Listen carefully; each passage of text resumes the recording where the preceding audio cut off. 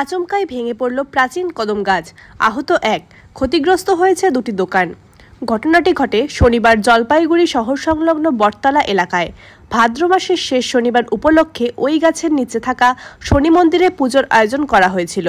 তবে সেই মুহূর্তে ওই মন্দিরে কেউ না থাকায় বড় দুর্ঘটনা ঘটেনি। তবে সেই সময় সাইকেল নিয়ে পুজোর জন্য মিষ্টি আনতে গিয়ে মাথায় গুরুতর চোট পান এলাকার বাসিন্দা তপাই রায়।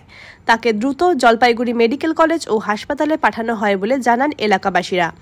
এলাকাবাসী শঙ্কর ধর বলেন, বারবার বিপজ্জনক গাছটি কাটার জন্য পিডব্লিউডি বন দপ্তরের কাছে আবেদন করেও কোনো সদুত্তর পায়নি। পুজো চলাকালীন এই দুর্ঘটনা ঘটলে প্রচুর মানুষ আহত ও নিহতও হতে পারতেন। ঘটনার পর ওই এলাকা জুড়ে বিদ্যুৎ পরিষেবা বন্ধ হয়ে যায়। অন্যদিকে ক্ষতিগ্রস্ত ওই দোকানের মালিক নরেশ চন্দ্র রায় বলেন, পুজোর আগে দোকানের বড় ক্ষতি হয়ে গেল। তবে পুজো থাকায় সকলে ব্যস্ত ছিলেন।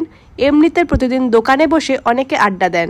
পুজো না থাকলে কি যে হতো ভেবেই আতঙ্কিত হচ্ছি।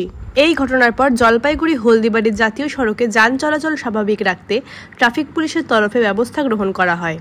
আজকে পূজা, এর আগে ডিপার্টমেন্টকে চিঠি করা হয়েছে, গাছটার গোড়ায় কিছু ছিল না, ডিপার্টমেন্ট কিছু করে নাই। আজকে একটা লোক দুর্ঘটনা হয়ে গেল এখানে পূজা বাইশেষ কারণে অঞ্জলি ফঞ্জলি দেওয়ার সময় মেয়ে ছেলেরা যদি বসতো কি হইতো, সমস্যা দাঁড়ায় যেত। আরও গাছটা পড়ছে, গোড়ায় কিচ্ছু নাই, গোড়ায় কিচ্ছু নাই, আপনার থেকে পড়ে গেছে। এটাকে ডিপার্টমেন্টকে চিঠি। এই জায়গাটার নাম কি? এই জায়গাটা হচ্ছে তালতলা, জলপাইগুড়ি তালতলা। আপনার নাম? আমার নাম তুলা বর্মন। তুলা বর্মন। আপনার বাড়ি এখানে? হ্যাঁ, এখানে। তা তো একজন হসপিটালে ভর্তি, সাইকেল পড়ে আছে, এখানে হসপিটালে ভর্তি করা হইলো। মানে অবস্থা ভালো না। সেই সাইকেল চালকের কি মানে গায়ের উপরে পড়ছে? গায়ের উপরে পড়ছে, নাক মুখ দিয়ে পুরো ব্লাড। হাসপাতালে নিয়ে ভর্তি করা হইলো। বর্তমান কেমন আছে? বর্তমান এখনো বোঝা যায় না, এখনো শুনতে হবে। লোকজন গেছে, আসে নাই না কেউ।